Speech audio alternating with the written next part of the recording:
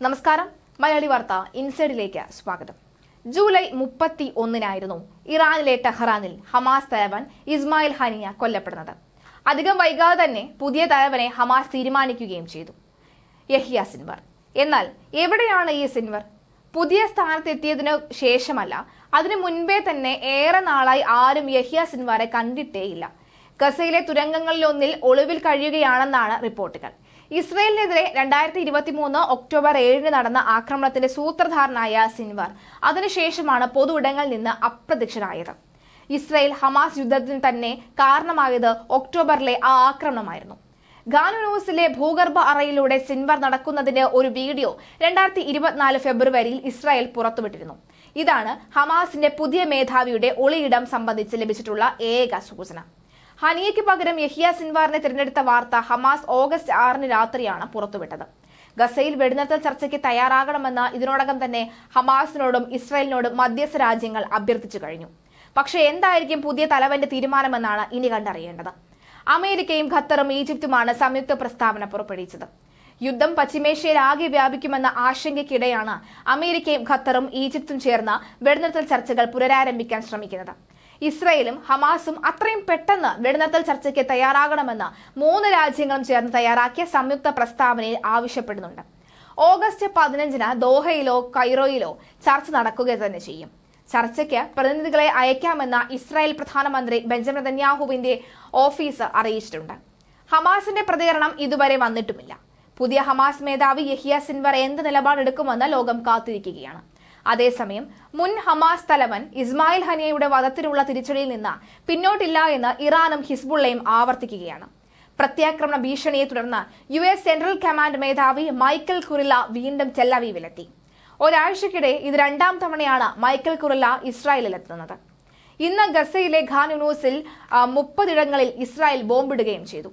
നിരവധി പേർ കൊല്ലപ്പെട്ടു. കരമാർഗവും ഖാൻ യൂനിസിൽ ആക്രമണം കടുപ്പിക്കുകയാണ്. ഖാൻ യൂനിസിലെ മുഴുവൻ പേരും ഒഴിഞ്ഞു പോകണമെന്നാണ് ഇസ്രായേലിന്റെ മുന്നറിയിപ്പ്. ഹമാസ് കമാൻഡർ സാമിർ അൽ ഹജിനെ കൊലപ്പെടുത്തിയെന്ന് ഇസ്രായേൽ സേന അറിയിച്ചു. ലബനാനിലെ സിദോമിൽ നടന്ന വ്യോമാക്രമണത്തിലാണ് മരണം. അതേസമയം ഇസ്മായിൽ ഹനിയയുടെ മരണത്തിൽ തിരിച്ചടിയല്ലാതെ മറ്റൊരു പോംവഴിയുമില്ലെന്ന് വ്യക്തമാക്കുകയാണ് ഇറാൻ. UN സെക്യൂരിറ്റി കൗൺസിലിന്റെ നിഷ്ക്രിയത്വത്തിനിടയിൽ രാജ്യത്തിനെതിരായ കൂടുതൽ ആക്രമണങ്ങൾ തടയാൻ ഇത് അത്യാവശ്യമാണെന്നും ഇറാൻ വ്യക്തമാക്കുകയാണ്. ഓർഗനൈസേഷൻ ഓഫ് ഇസ്ലാമിക് കോർപ്പറേഷന്റെ അടിയന്തര യോഗത്തിൽ പങ്കെടുത്ത് സംസാരിക്കവെയാണ് ഇറാന്റെ ആക്ടിംഗ് വിദേശകാര്യമന്ത്രി അലി ബാഖേരിയാണ് ഇക്കാര്യം അറിയിച്ചത്. മേഖലയിൽ കൂടുതൽ പ്രശ്നങ്ങളും സംഘർഷങ്ങളും ഉണ്ടാകുന്നത് തടയാൻ ഇറാൻ പരമാവധി ശ്രമിച്ചിട്ടുമുണ്ട്. എന്നാൽ ഇപ്പോൾ തങ്ങൾക്ക് മുന്നിൽ മറ്റ് വഴികളില്ലാതെയായിരിക്കുകയാണെന്നാണ് ഇറാൻ പറയുന്നത്. ഇറാന്റെ പരമാധികാരം, പൗരന്മാർ, ഭൂപ്രദേശം എന്നിവ സംരക്ഷിക്കുന്നതിന് തിരിച്ചടി അനിവാര്യമായിരിക്കുകയാണ്. ഉചിതമായ സമയത്ത് ഉചിതമായ തീരുമാനത്തിൽ തിരിച്ചടിക്കുമെന്നാണ് അദ്ദേഹം കൂട്ടിച്ചേർത്തിരിക്കുന്നത്. മാസങ്ങളായി ഗസയിൽ തുടരുന്ന വംശഹത്യയും ഹനിയയുടെ വധവും സയനിസ്റ്റ് രാഷ്ട്രം മേഖലയിൽ നടത്തുന്ന തീവ്രവാദ കുറ്റകൃത്യങ്ങൾക്ക് ഉദാഹരണമാണെന്നാണ് അദ്ദേഹം പറയുന്നത്. ഹനിയയുടെ വധം ഇറാന്റെ പരമാധികാരത്തിന്റെ ലംഘനം കൂടിയാണ്. ഇത് മേഖലയുടെയും ലോകത്തിന്റെയും സമാധാനത്തിനും സുരക്ഷയ്ക്കും ഭീഷണിയായി മാറിയിരിക്കുകയാണ്. അന്താരാഷ്ട്ര നിയമങ്ങളുടെയും UN ചാർട്ടറിന്റെയും നഗ്നമായ ലംഘനമാണ് ഇതെന്നും അദ്ദേഹം പറഞ്ഞു വയ്ക്കുകയാണ്. ഇത്തരമൊരു ഭയാനകമായ കുറ്റകൃത്യത്തിന്റെ സാഹചര്യത്തിൽ UN സെക്യൂരിറ്റി കൗൺസിൽ ഉത്തരവാദിത്വം നിറവേറ്റണമെന്നും ഇറാൻ വിദേശകാര്യമന്ത്രി ആവശ്യപ്പെട്ടു. കുറ്റവാളികളെ പ്രോസിക്യൂട്ട് ചെയ്യുന്നതിന് ശിക്ഷ ഉറപ്പാക്കുന്നതിനുമുള്ള നടപടികൾ UN സ്വീകരിക്കണം. ഇസ്രായേലിനെ പിന്തുണയ്ക്കുന്ന രാജ്യമെന്ന നിലയിൽ കുറ്റകൃത്യത്തിൽ US-ന്റെ പങ്ക് വിസ്മരിക്കരുത്.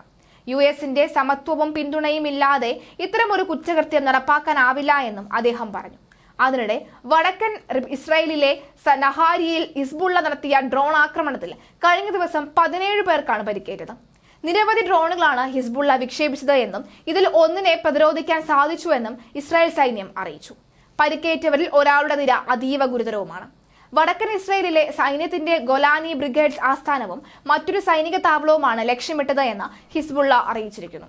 തങ്ങളുടെ മുതിർന്ന കമാൻഡറെ വധിച്ചതിന് വലിയ തിരിച്ചടി നൽകുമെന്ന് ഹിസ്ബുള്ള മുന്നറിയിപ്പ് നൽകിക്കഴിഞ്ഞു. ഇതിന്റെ പശ്ചാത്തലത്തിൽ വടക്കൻ ഇസ്രായേലിൽ ജനങ്ങളോട് ബോംബ് ഷെൽട്ടറുകളിലേക്ക് മാറാൻ സൈന്യം നിർദ്ദേശിച്ചു കഴിഞ്ഞു. ഹമാസ് തലവൻ ഇസ്മായിൽ ഹനിയെ വധിച്ചതിന് ഇറാന്റെ ഭാഗത്ത് നിന്ന് തിരിച്ചടി ഉണ്ടാകുമെന്ന കണക്കുകൂട്ടലിൽ തന്നെയാണ് ഇസ്രായേലും സഖ്യകക്ഷികളും.